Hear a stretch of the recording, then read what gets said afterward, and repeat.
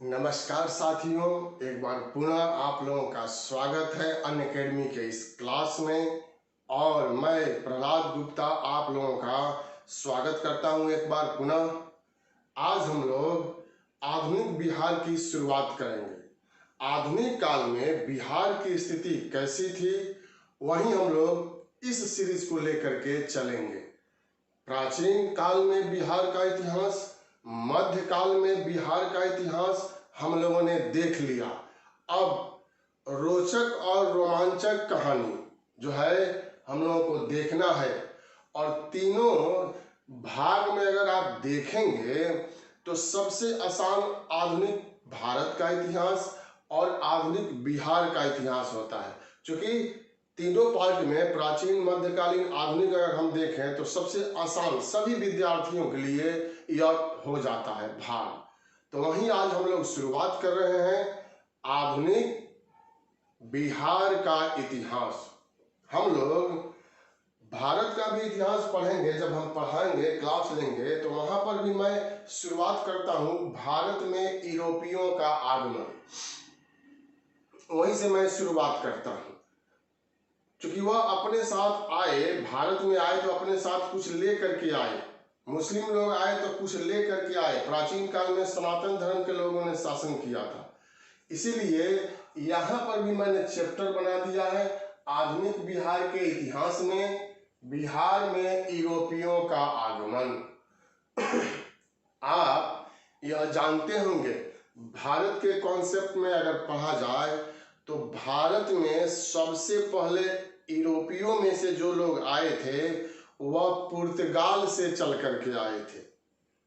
1498 में Vasco D gamma आया था और यहाँ से माल जो लेकर के गया, व्यापारिक माल, वह 60 गुना लाभ दे करके वहां बिक गया।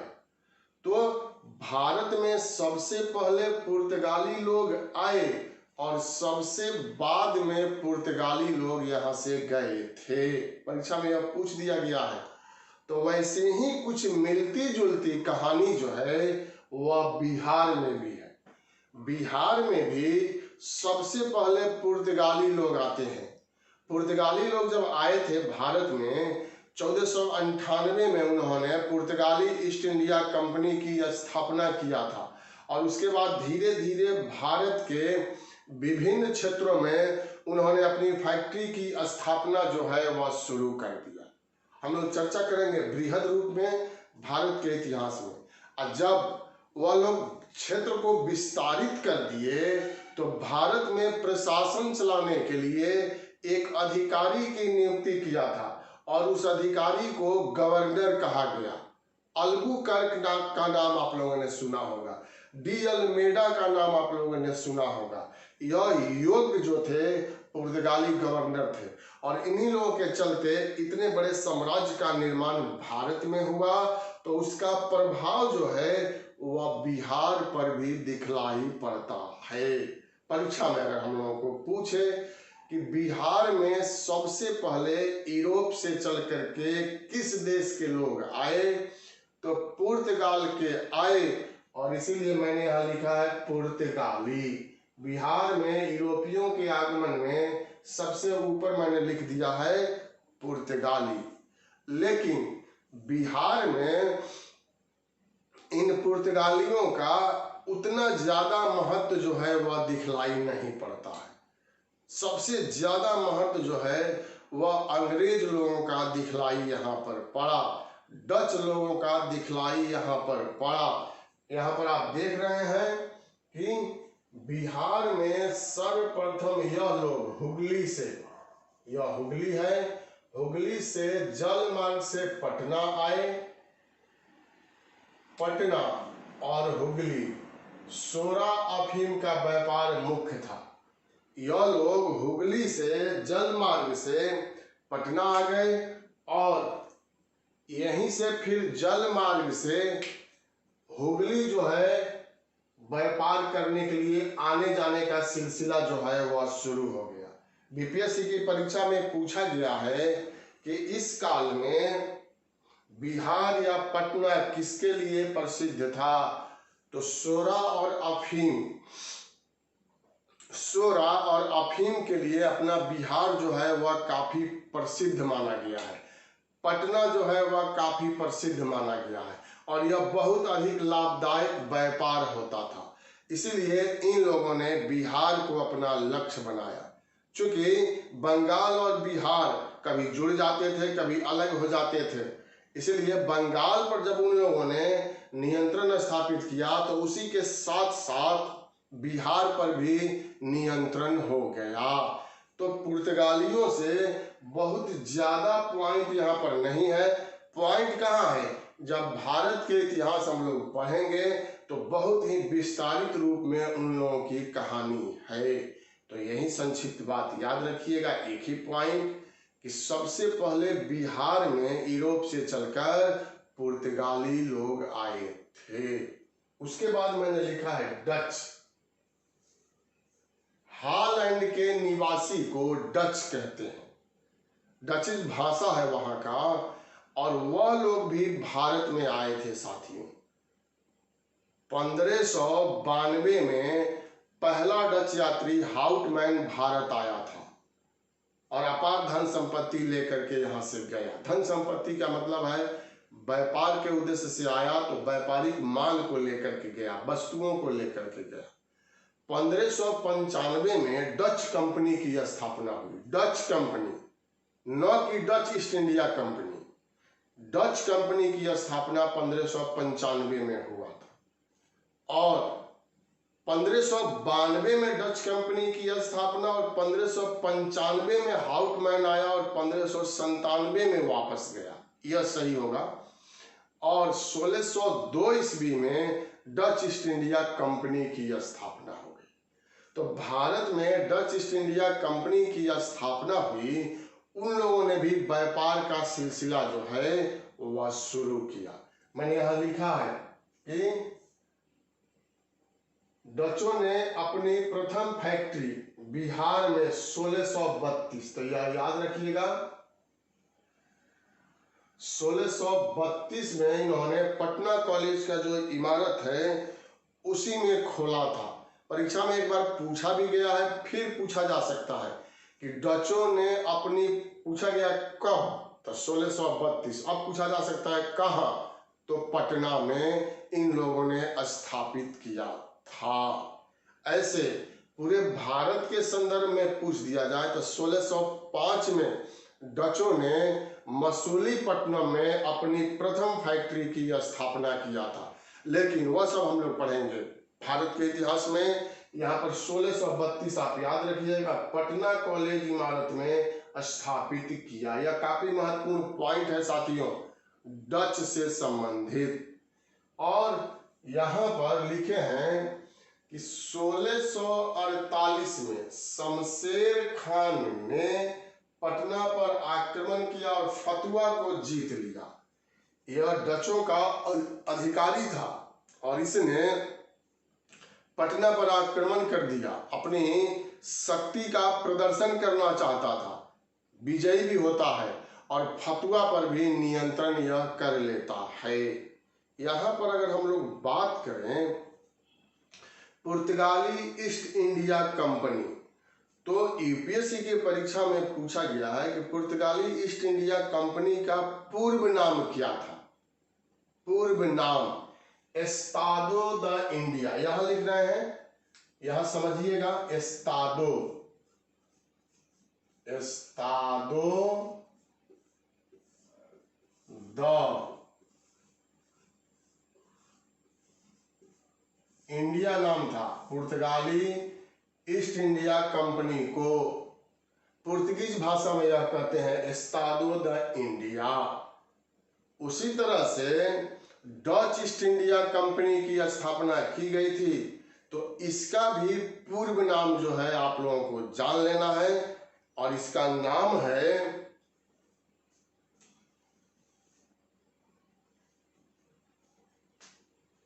बेरिंगीदे, बेरिंग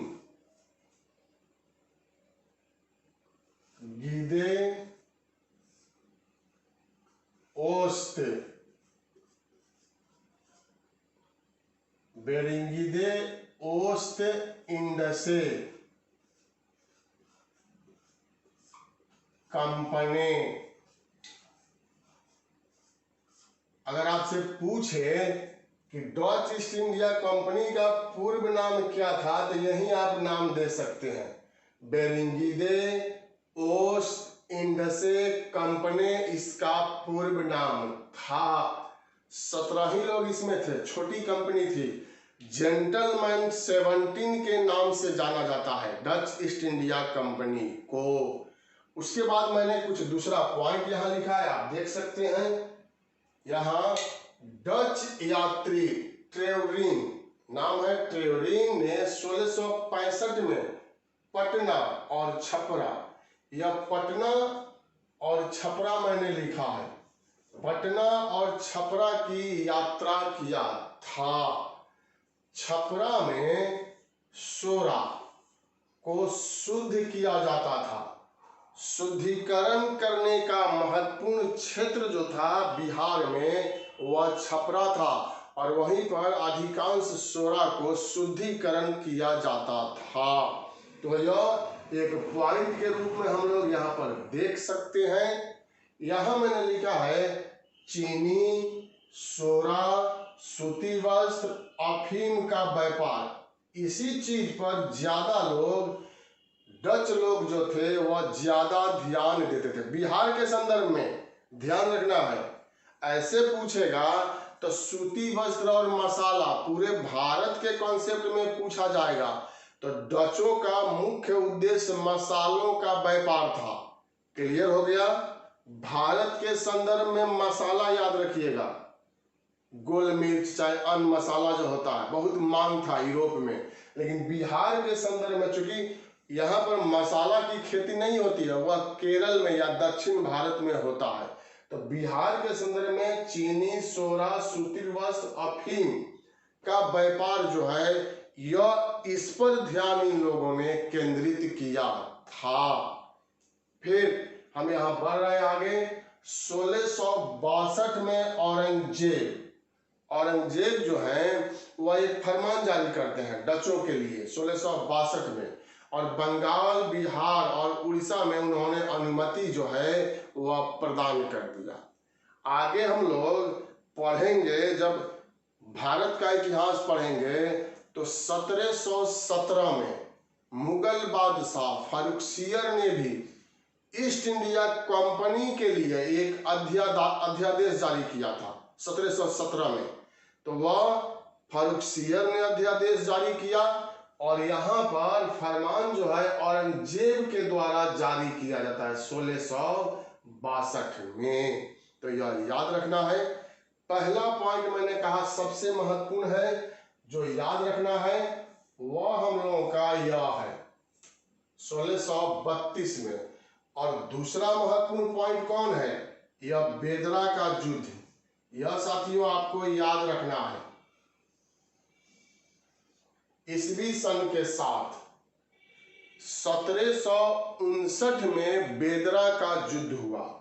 पहला पॉइंट, किनके बीच हुआ। दूसरा पॉइंट, यह युद्ध डच और अंग्रेजों के बीच हुआ।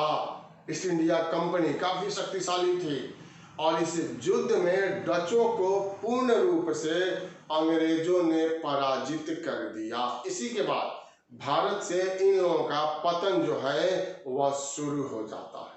तो परीक्षा में पूछ देगा कि डच अंतिम रूप से किस युद्ध में पराजित हुए, तो बेदरा के युद्ध में यह लोग पराजित हुए थे। तो यही संक्षिप्त बात था हम लोगों का पुर्तगालियों से और डचों से बिहार के संदर्भ में। अब मैंने लिखा है फ्रांसीसी लोग भी यहाँ पर आए थे, लेकिन फ्रांसीसी लोग आए थे भारत के संदर्भ में। अगर आप देखिएगा तो अंग्रेजों के बाद आए थे।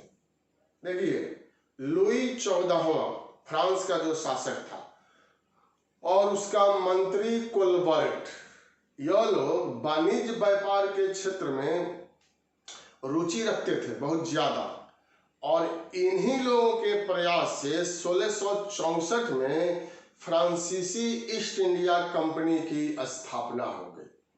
फ्रांसीसी ईस्ट इंडिया कंपनी की स्थापना कब हुई? तो यहां मैंने लिखा है 1664, लुई 14वां और कोलबर्ट के सहयोग से। और फ्रांसीसी ईस्ट इंडिया कंपनी का पूर्व नाम क्या था? यह आपने डच देखा, अब इसी में मैं लिख रहा हूं।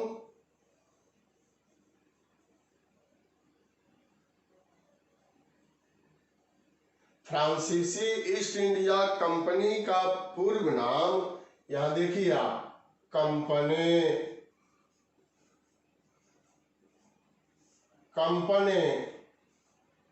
देश इंडेस, कंपनी देश इंडेस ओरिएंटलेस।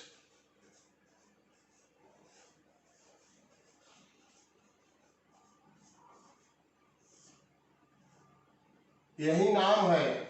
फ्रांसीसी ईस्ट इंडिया कंपनी का पूर्व नाम कंपनी देश इंडेस ओरिएंटलेस नाम था, और यही लोकप्रिय नाम के रूप में फ्रांसीसी ईस्ट इंडिया कंपनी के नाम से जाना गया।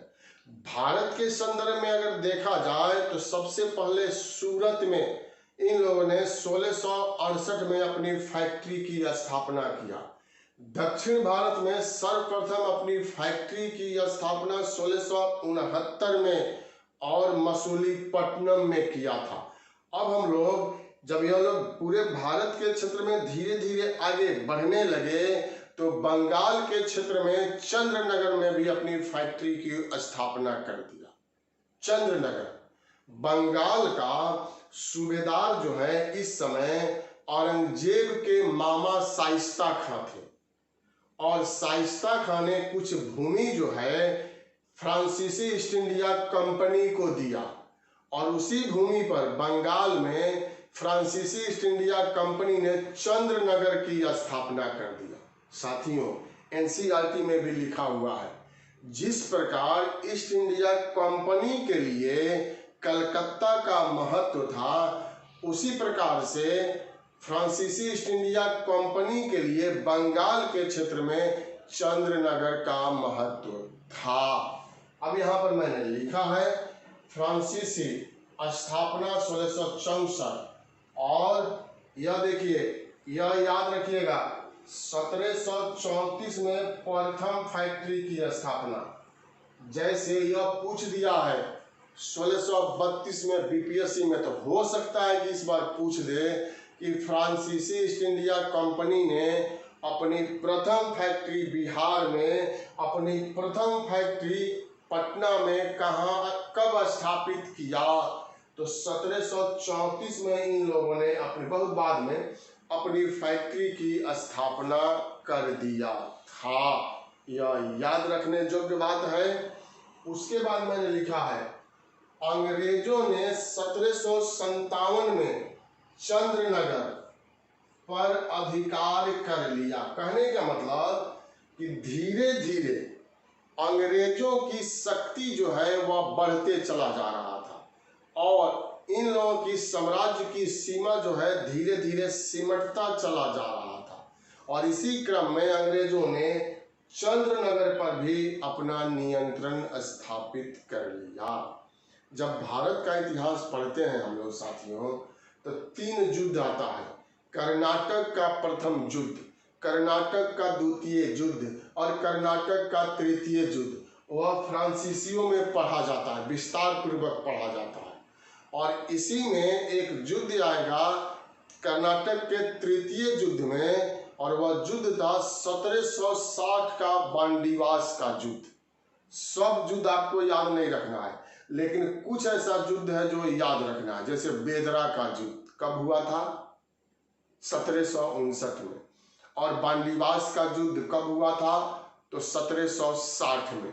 और इस युद्ध में अंग्रेजों ने फ्रांसीसियों को पूर्ण रूप से पराजित कर दिया। यहीं से पतन की कहानी इन लोगों की शुरू हो जाती है, या एक तरह से इन लोगों का पतन जो है वह हो जाता है।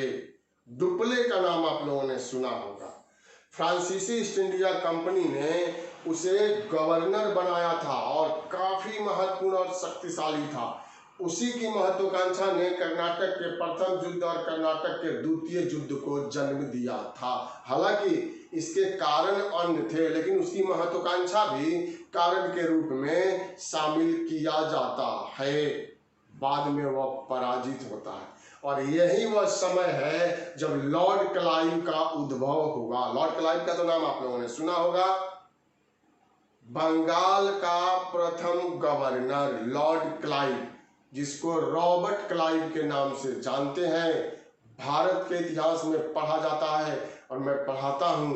बंगाल के गवर्नर, बंगाल के गवर्नर जनरल, भारत के गवर्नर जनरल, भारत के वायसराय, यह क्रमानुसार मैं शुरू करता हूँ 1757 से लेकर के और 1950 तक हम लोग चलते हैं। जो भी महत्वपूर्ण घटनाएं घटती हैं, जितने भी लोग आते हैं, गवर्नर, गवर्नर जनरल, वायसराय, सब के बारे में महत्वपूर्ण पॉइंट के साथ चर्चा किया जाता है। अब यहाँ पर मैंने लिखा है कि फ्रांसीसी कंपनी के प्रमुख का स्वागत बिहार के उपराज्यपाल राम नारायण ने किया था। उपराज्यपाल के पद पर थे राजा राम नारायण, और इन्होंने स्वागत जो है वह किया था। अंतिम है 1814 में बिहार से समाप्त, बिहार में समाप्त। यह समझने के लिए मैंने लिखा है।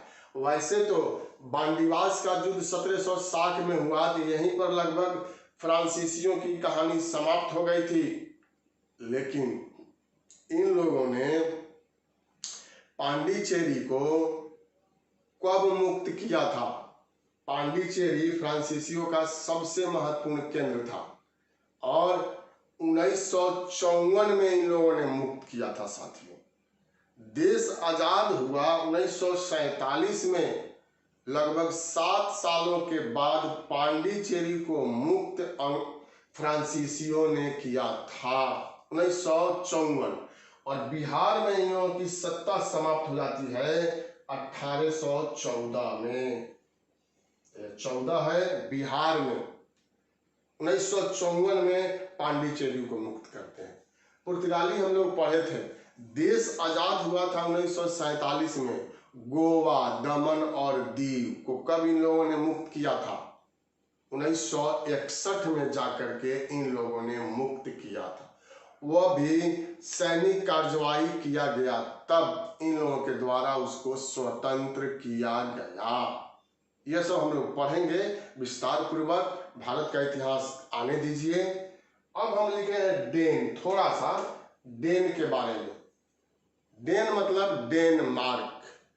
डेनमार्क के व्यापारियों ने भी मिल करके एक कंपनी का निर्माण कराया और वहीं के लोग को डेन कहते हैं, और इस कंपनी को कहते हैं डेनिश ईस्ट इंडिया कंपनी।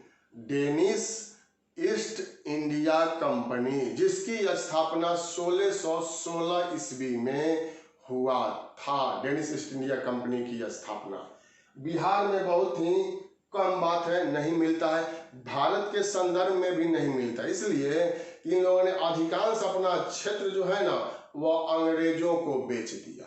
वह ईस्ट इंडिया कंपनी को बेच करके यहाँ से चले गए, क्योंकि भारत में यह ज्यादा सफल नहीं हुए थे। मैंने लिखा है बिहार में प्रथम फैक्ट्री पटना में, तो यह भी महत्वपूर्ण है, प्रथम पूछ रहा है। और 1774 मैंने यहां लिखा है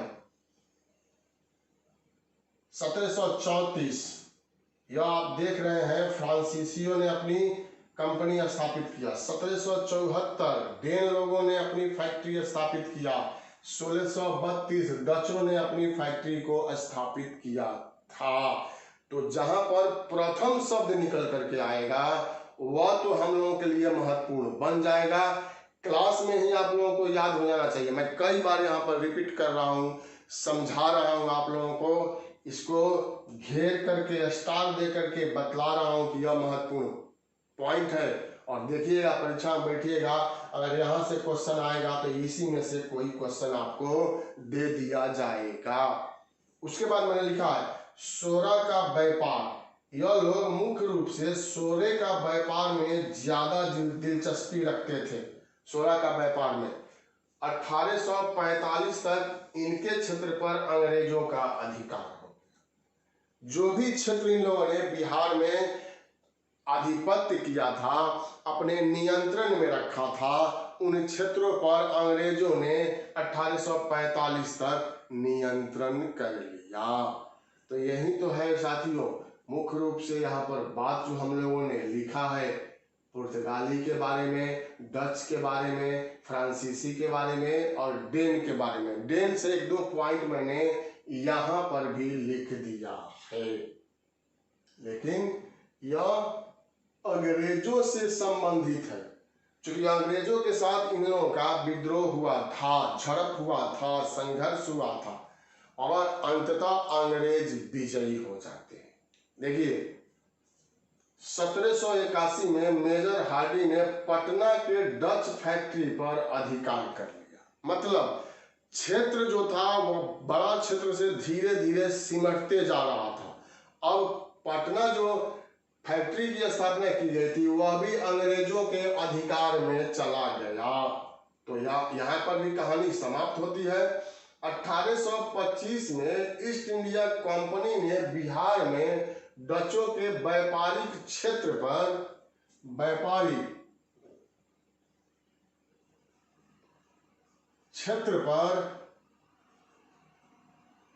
अधिकार कर लिया।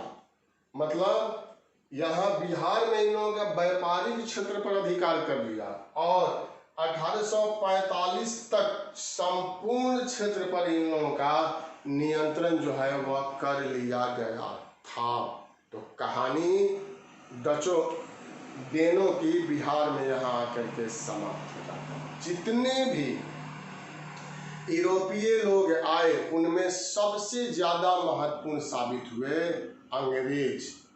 देखिए अंग्रेजों ने यह सिद्ध कर दिया कि हम लोग केवल भारत के लोगों को पराजित नहीं कर सकते हैं, हम लोग विश्व के किसी भी कोने में किसी भी देश के लोगों को पराजित कर सकते हैं। अपराजय हैं। इसलिए अंग्रेजों ने, ब्रिटेन वासियों ने लगभग 70 से 75% भूभाग पर, विश्व की बात की जा रही है, शासन व्यवस्था को संचालित किया था। कहा जाता है कि इनके साम्राज्य में कभी सूर्य जो है उसका अस्त ही नहीं होता था और यह सही बात है। आप यहाँ देखेंगे कि एक एक करके भारत में अंग्रेजों ने भारतीयों को तो पराजित किया ही, भारतीयों को तो गुलाम बनाया ही, यहाँ पर यूरोपियों को भी पराजित कर दिया। कैसे? तो आप यहाँ देख रहे हैं डचों को पराजित किया किसने? बेदरा के युद्ध में अंग्रेजों ने। बांडीवास के युद्ध में फ्रांसीसियों को 1760 में किसने पराजित किया? अंग्रेजों ने। तो अपनी सर्वश्रेष्ठता को साबित कर दिया। 2 और युद्ध है, 1757 का प्लासी का युद्ध और 1764 का बक्सर का युद्ध। वह युद्ध में विजयी हो गए और अपने आप को साबित कर दिया कि भारत में अगर कोई राज्य करेगा तो वह मैं करूंगा, दूसरा कोई भारत में राज्य नहीं कर सकता है। और उन्हीं लोगों के बारे में हम लोगों को अब जानना है, जो ब्रिटेन के निवासी थे, जो इंग्लैंड के निवासी थे और इन लोगों को अंग्रेज कहते हैं। यहाँ पर मैंने अंग्रेज लिखा है। अब यहाँ पर इसको मैं मिटा रहा हूं।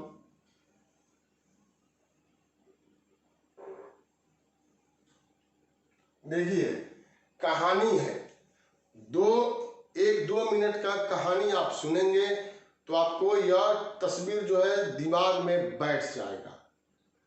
आप सभी लोग जानते हैं कि वास्को डी गामा ने जल मार्ग की खोज किया था और वह यूरोप से चल करके भारत आया था, पूरे अफ्रीका महाद्वीप का चक्कर लगा करके, उत्तमाशा अंतरीप से होकर। तो जब वह आया और यहाँ से गया और 60 गुना लाभ दे करके सभी चीजें बिक गई तो यूरोप में चर्चा का विषय बन गया कि पूरब में भारत एक ऐसा देश है जहां से अगर व्यापार किया जाए तो 60 गुना लाभ मिलता है। 1 रुपए में अगर यह पेन खरीदा जाए तो यूरोप में यह 60 रुपए में बिक जाता है। अब चारों तरफ यह हल्ला हो गया, चर्चा होने लगा, और उसके बाद एक के बाद एक देश जो है इसमें दिलचस्पी लेने लगे और अपने साहसिक नाविकों को भेजने लगे। लेकिन ब्रिटेन को 1578 के पहले जल मार्ग के बारे में पता ही नहीं था। इंग्लैंड को नहीं पता था कि किस मार्ग से जाकर के हम लोग यूरोप से चल करके भारत पहुंचेंगे 1578 के पहले। तो हुआ क्या कि उस समय व्यापार जो किया जाता था ना जल मार्ग में, समुद्र में, तो समुद्रिक लुटेरे होते थे। यूं कहिए कि बड़े बड़े जहाज के मालिक जो होते थे वह छोटे छोटे जहाजों को मौका पाकर के लूट लेते थे। तो यह प्रक्रिया उस समय चलता था। या सामुद्रिक डकैत भी होते थे, वह भी लूटपाट करते थे। तो 1578 में एक नाम है, यहां मैं लिख रहा हूं, इतना ही जगह है, सर फ्रांसिस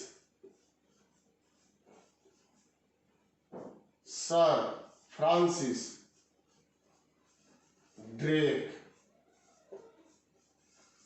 इन्हीं को 1578 में एक जहाज पर लूटपाट किया गया था। तो लूटे हुए जहाज पर सर फ्रांसिस ड्रेक को एक मानचित्र मिला और उसी मानचित्र से यह पता चला कि यूरोप से चलेंगे, अफ्रीका का चक्कर लगाएंगे, केप ऑफ गुड या उत्तमाशा अंतरीप से हो करके हम लोग भारत पहुंच सकते हैं।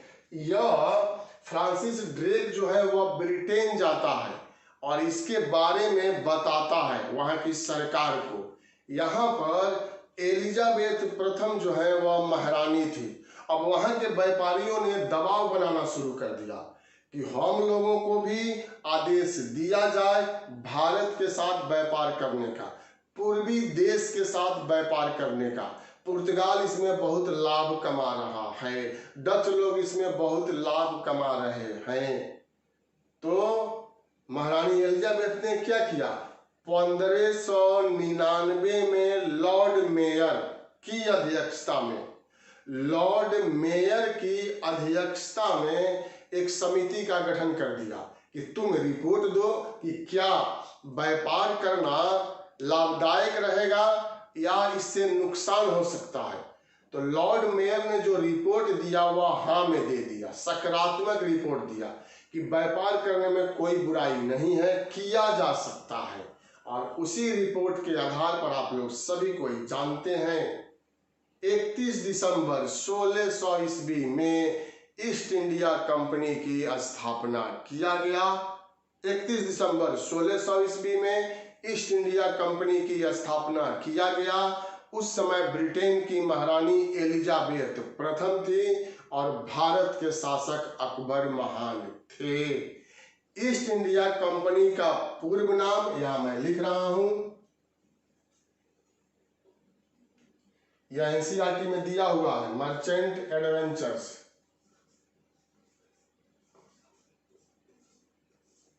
मर्चेंट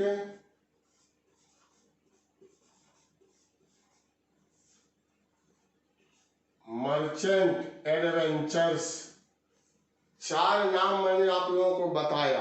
पुर्तगाली ईस्ट इंडिया कंपनी का पूर्व नाम, डच ईस्ट इंडिया कंपनी का पूर्व नाम, फ्रांसीसी ईस्ट इंडिया कंपनी का पूर्व नाम, ईस्ट इंडिया कंपनी का पूर्व नाम। एक कंपनी का नाम जो है पूर्व नाम एनसीईआरटी में दिया हुआ है, 3 का नाम नहीं दिया हुआ है, केवल यही दिया है ईस्ट इंडिया कंपनी को पूर्व में मर्चेंट एडवेंचर्स कहते थे। 217 साझेदार थे, बहुत बड़ी जो है वह कंपनी थी। और उसके बाद की कहानी आप जानते हैं कि अब कंपनी का गठन हो गया और पहला व्यापार करने के उद्देश्य से जो भारत आया था, जहां जेम्स प्रथम का पत्र लेकर के, ब्रिटेन के शासक थे जेम्स प्रथम, एलिजाबेथ प्रथम के पुत्र वह था कैप्टन हॉकिंस। वह आया था भारत जहांगीर के दरबार में और वह अनुमति लेना चाहता था कि भारत में हमें अनुमति दी जाए कि हम लोग अपनी फैक्ट्री स्थापित कर सकें। उसके बाद ईस्ट इंडिया कंपनी ने भी भारत में सबसे पहले सूरत में अपनी फैक्ट्री की स्थापना किया। दक्षिण भारत में प्रथम फैक्ट्री इन लोगों ने मसूलीपट्टनम में स्थापित किया और इसके बाद धीरे धीरे इन लोगों का विस्तार जो है वह होने लगा और उसी विस्तार के क्रम में यह लोग बिहार भी पहुंच जाते हैं। लेकिन बिहार की चर्चा हम लोग यहाँ पर बंगाल के साथ मिला करके करेंगे, क्योंकि कुछ ऐसे बंगाल के नवाब हुए जिन्होंने बिहार में शरण लिया और जिन्होंने बिहार के किसी खास क्षेत्र को अपनी राजधानी बनाया और यही सब चीज आगे चल करके पलासी के युद्ध का कारण और बक्सर के युद्ध का कारण बन जाता है। तो यह संक्षिप्त एक खाका मैंने खींच दिया। यहाँ पर विस्तारित जानेंगे हम लोग भारत के इतिहास में। यहाँ मैंने लिखा है अंग्रेजों ने पटना में 1620 में फैक्ट्री की स्थापना का प्रयास किया, मगर पूर्ण रूप से सफल कब हुए? 1651 में। प्रथम फैक्ट्री की स्थापना 1620 में की गई, लेकिन यह सफल नहीं होता है और यह सफल होता है 1651 में। तो जैसे यहाँ याद रखना है, यहाँ याद रखना है, यहाँ याद रखना है, यहाँ याद रखना है, वैसे ही यह 2 ईस्वी सन जो है आपको याद रखना है। क्लियर है? नहीं क्लियर का इसमें कोई सवाल ही नहीं हो सकता है। अब दूसरा है, बिहार में सर्वप्रथम पीटर मुंडी आया था। कौन अंग्रेज था जो बिहार में सर्वप्रथम यात्रा किया था? इसको ऐसे जोड़िए तो याद हो जाएगा। सर्वप्रथम जेम्स प्रथम का पत्र लेकर के कैप्टन हॉकिंस भारत आए थे जहांगीर के दरबार में फैक्ट्री की स्थापना के सिलसिला में।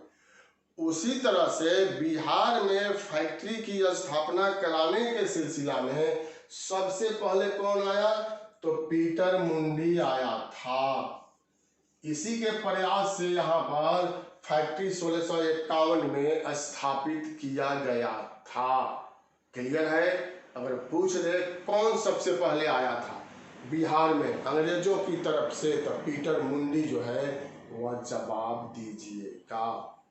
इसके बाद मैंने यहाँ लिखा है बिहार में यह आया, अन्य आने वाले थे रॉल्फ फिच, एडवर्ड टेरी, इन लोगों का भी नाम लिया जाता है। रॉल्फ फिच पहला अंग्रेज है जो अकबर से मिला था। अगर भारत का इतिहास हम पढ़ते रहते हम लोग, तो मैं कहता आप लोगों को कि स्टार दे करके इसको लिखिए। एनसीईआरटी का पॉइंट है कि अकबर से सबसे पहला व्यक्ति अंग्रेज कौन था जो मिला था?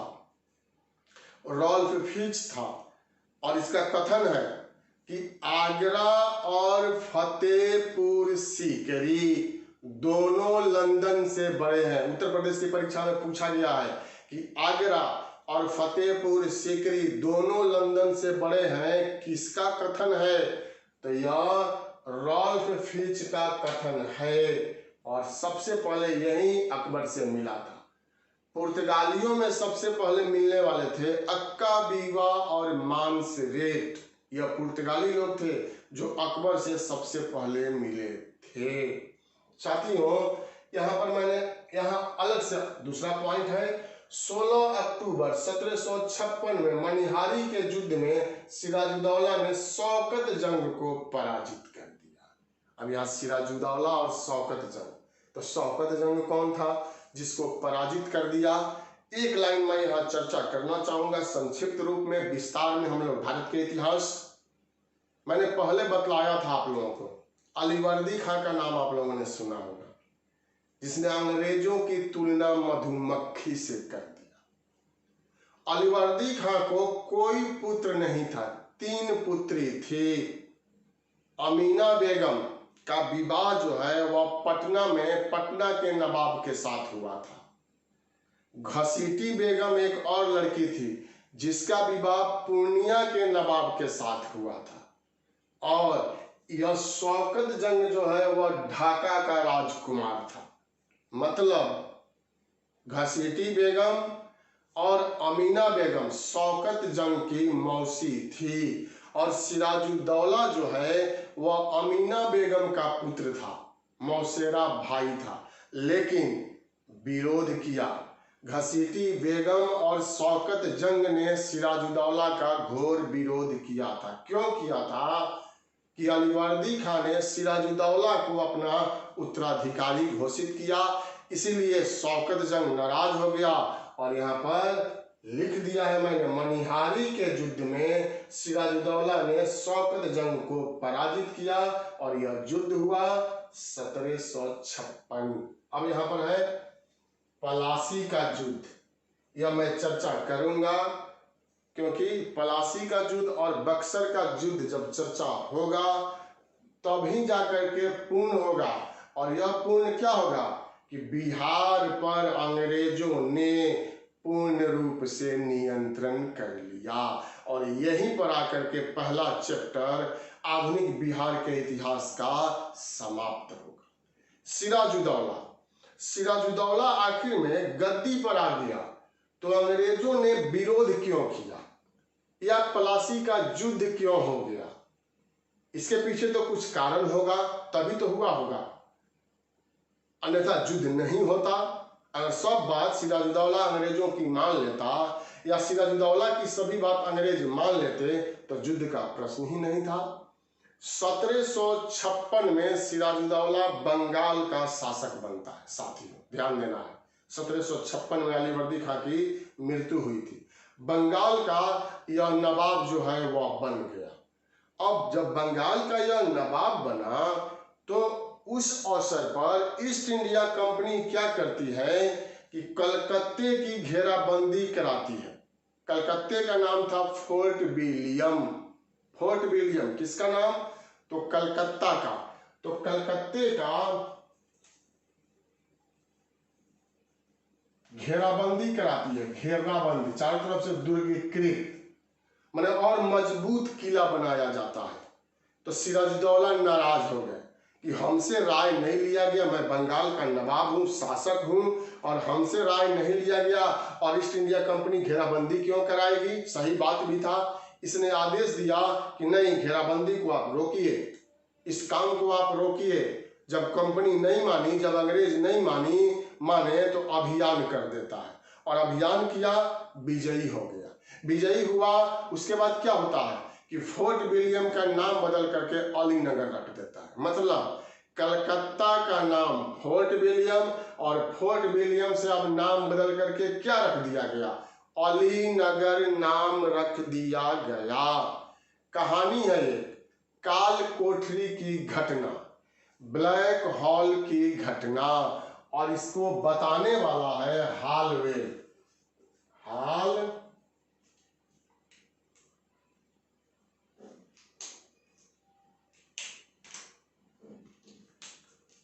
हालवेल होगा यहां।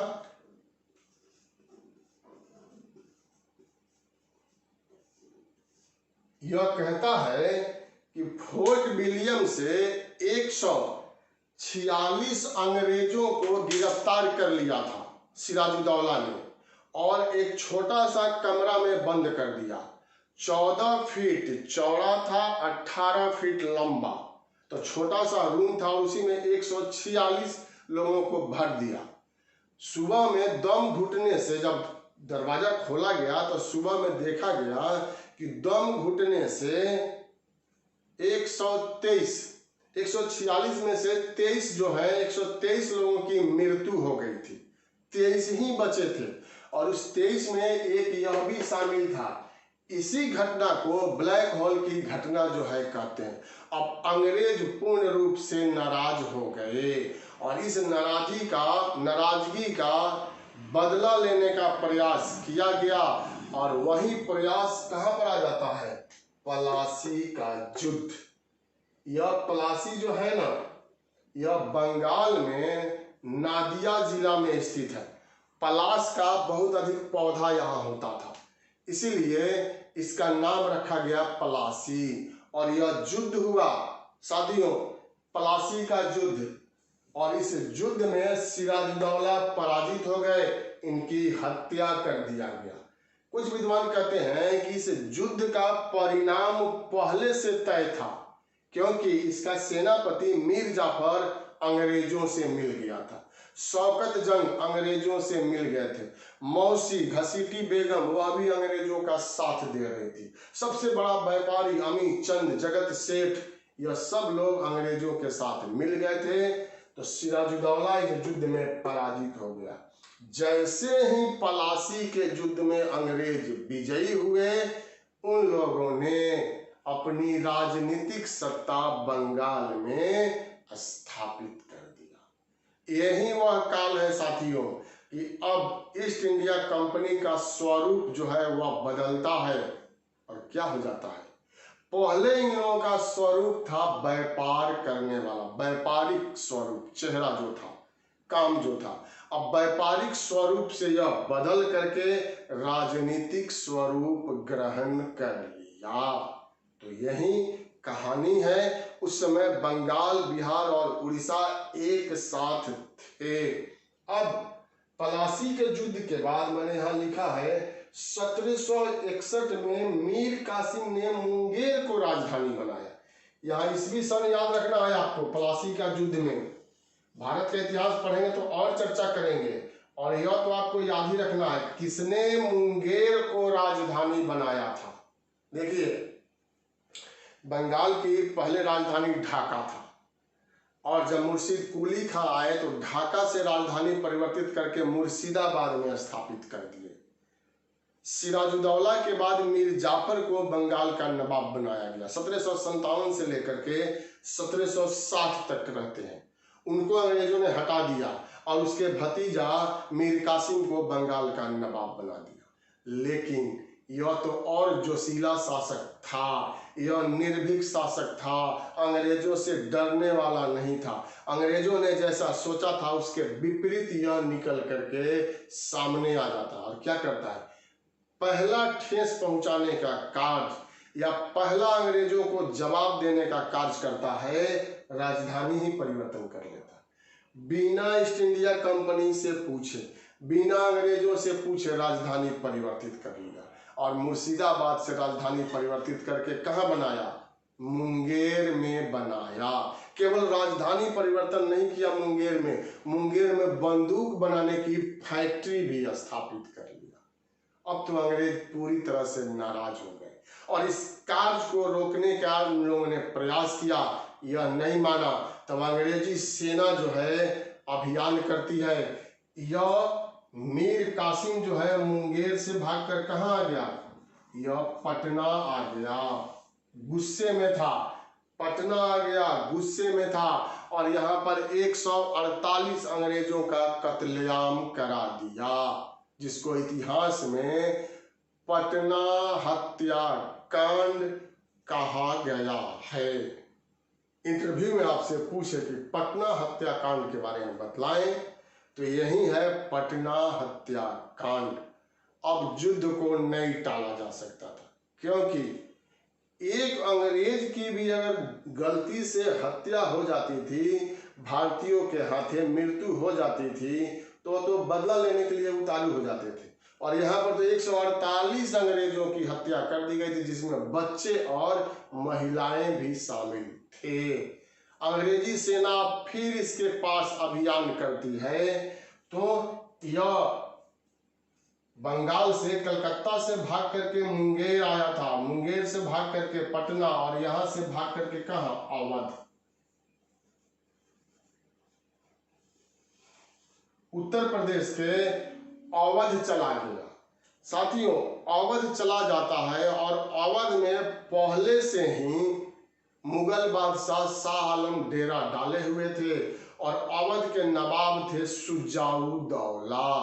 अब तीनों लोग मिलते हैं और निर्णय करते हैं कि क्यों नहीं हम लोग तीनों लोग मिल करके अंग्रेजों का सामना करें। इसी में एक और पॉइंट जुड़ गया और वह पॉइंट था दस्तक प्रथा को समाप्त करना। जैसे मैंने यहां लिखा है, इसने अंग्रेज समर्थक सेठ हीराचंद स्वरूप चंद को मुंगेर के किला में कैद कर दिया था मीर कासिम ने।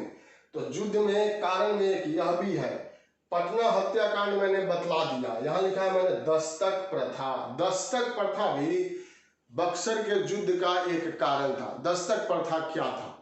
तो दस्तक प्रथा यह था कि आप एक परिचय पत्र कह सकते हैं, व्यापार करने का परमिट आप कह सकते हैं, लाइसेंस आप कह सकते हैं।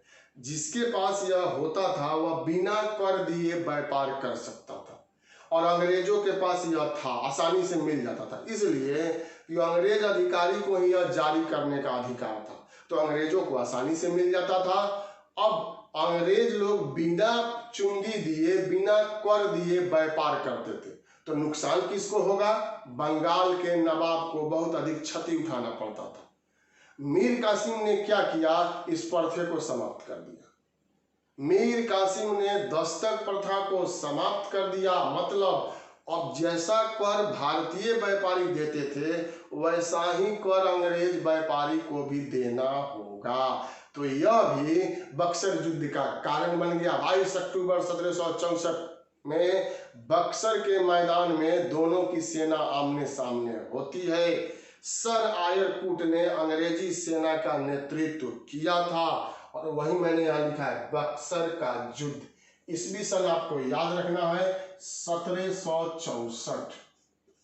1764 में बक्सर का युद्ध हुआ था और इस युद्ध में अंग्रेजों ने इन तीनों शक्तियों को पराजित कर। हम लोग बक्सर युद्ध के बारे में चर्चा कर रहे थे कि शाह आलम द्वितीय, मीर कासिम और शुजाउद्दौला की सेना एक तरफ और अंग्रेजों की सेना एक तरफ साथियों, और इस युद्ध में अंग्रेज विजयी हो गए। सर आयर कूट ने अंग्रेजी सेना का नेतृत्व किया और 3 शक्तियों को पराजित कर दिया। अब यह सर्वविदित हो गया कि भारत पर कौन शासन करेगा और कौन शासन नहीं करेगा। आपको मैं थोड़ा सा पीछे लेकर के चलता हूं जो साबित करेगा कि सबसे शक्तिशाली अंग्रेज ही क्यों कहे जाते हैं और अंग्रेज ही क्यों साबित हुए। तो आप यहां देखिए,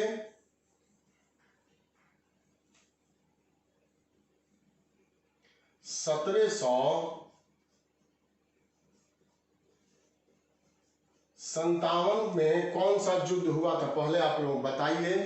पलासी का युद्ध। और इसमें कौन विजयी हुआ? तो अंग्रेज जो है यह विजयी हो गए। 1757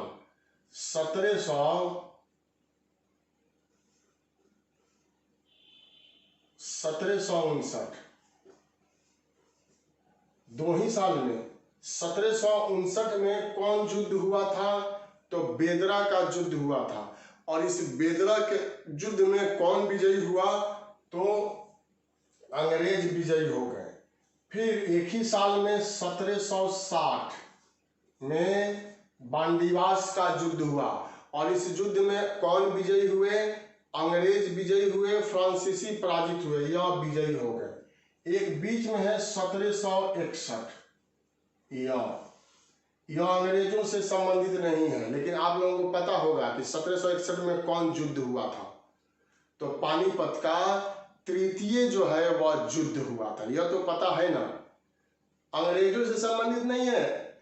अहमद शाह अब्दाली ने मराठों को पराजित कर दिया, मराठों की शक्ति को समाप्त कर दिया। भारत में इस समय अंग्रेजों को कोई चुनौती दे सकता था तो वह मराठे थे और वह मराठे इतिहास को बदल सकते थे, बदलने की क्षमता रखते थे। लेकिन यहाँ पर आकर के सब कुछ समाप्त हो गया। भले यहाँ मराठा पराजित हुए, लेकिन इनकी पराजय ने यह निश्चित कर दिया, यह स्थापित कर दिया कि अब भारत पर कोई नहीं बचा है शासन करने वाला, एकमात्र बचे हुए हैं और वह है अंग्रेज। अब इन लोगों की शक्ति को कोई समाप्त नहीं कर सकता था। लगे हाथों 1700 64 में बक्सर का भी युद्ध हो गया। और अभी हम लोगों ने चर्चा किया कि बक्सर के युद्ध में भी अंग्रेज विजयी हो गए। पलासी के युद्ध की जो कसर बचा हुआ था, उस कसर को पूरा करने का श्रेय बक्सर के युद्ध को दिया जाता है। तो यह 4 युद्ध, 1 2 3 4 सभी युद्ध में अंग्रेज विजयी हो गए। तो या तो आप इसी से प्रमाणित कर सकते हैं कि अंग्रेज ही सर्वश्रेष्ठ थे। यह युद्ध प्रमाणित करता है।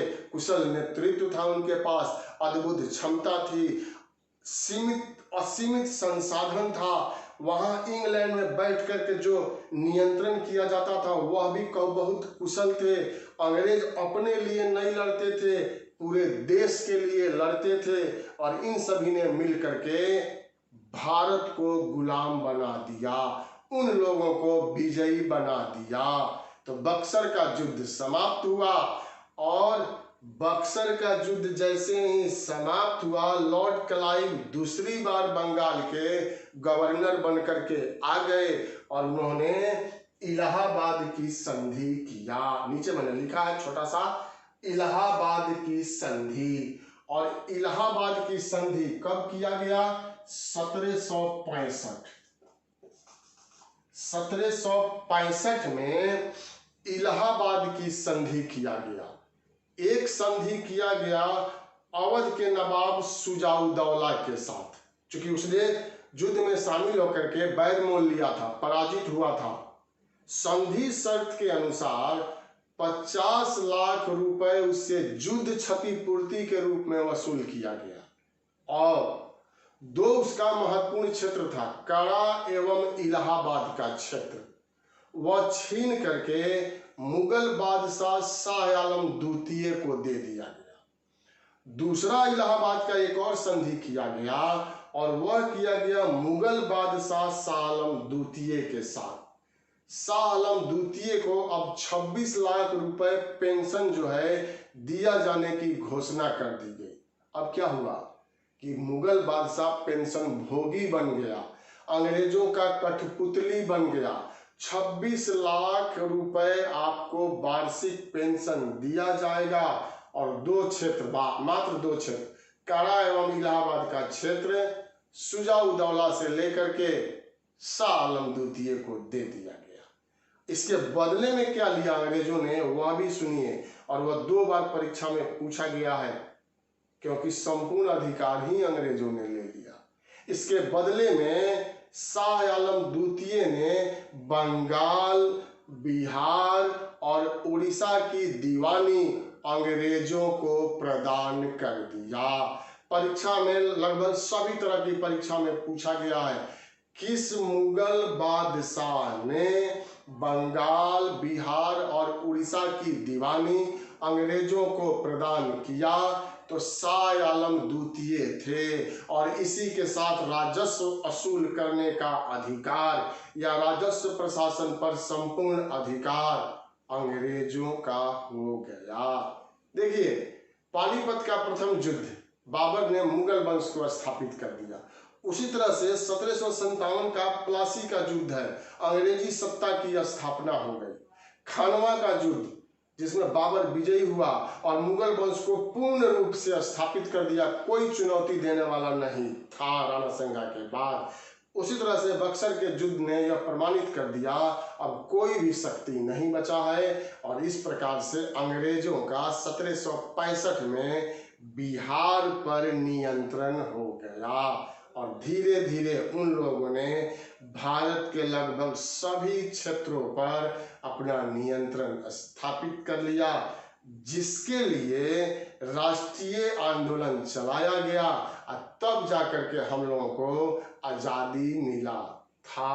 कहने का मतलब कि बक्सर का युद्ध जो है वही निर्णायक मोड़ है और हम लोग यहाँ पर अंग्रेजों के गुलाम हो गए। हम लोग का मतलब क्या? बंगाल, बिहार और उड़ीसा। हालांकि 1757 में ही गवर्नर नामक पद को सृजित कर दिया गया था और लॉर्ड क्लाइव को बना दिया गया था। अब यहाँ से अंग्रेजों के अधीन रह करके हम बिहारवासी जो हैं वह कार्य को संपन्न करने लगे। मतलब अंग्रेजों ने बिहार पर नियंत्रण कर लिया। तो साथियों, यही हम लोगों का पहला चैप्टर था, आधुनिक बिहार का इतिहास। और हम लोगों ने पढ़ा बिहार में यूरोपियों का आगमन। मैंने यहाँ बहुत कुछ आप लोगों को समझाया, बताया, बोर्ड पर भी मैंने आप लिखा है, बहुत सारा तथ्य है, छोटे छोटे अक्षरों में मैंने लिखा है, यहाँ पर समायोजित किया है। तो इसका स्क्रीनशॉट आप ले सकते हैं, स्क्रीनशॉट ले लीजिए। और इसके बाद अगले दिन हम लोग फिर मिलेंगे एक और नए चैप्टर के साथ, और वह चैप्टर भी होगा आधुनिक बिहार का इतिहास। आप लोगों का मैसेज भी आया था क्या आधुनिक बिहार का इतिहास भी चलेगा, तो मैं तो यहाँ प्रयास कर रहा हूँ और आधुनिक बिहार के इतिहास को पढ़ाने का। नए लोग जो जुड़ रहे हैं, बहुत सारे नए लोग, नाम हम देख रहे हैं, नया नया नाम आ रहा है, तो सब्सक्राइब कर दीजिए चैनल को, लाइक कीजिए, और भी इससे बेहतर पाने का आप प्रयास कीजिए, और बेहतर करने का भी प्रयास कीजिए। मिलते हैं फिर अगले रोज 5 बजे। बहुत बहुत धन्यवाद आप लोगों का, बहुत बहुत शुभकामना, आप लोग सफल हो, यही मैं कामना ईश्वर के साथ करता हूँ।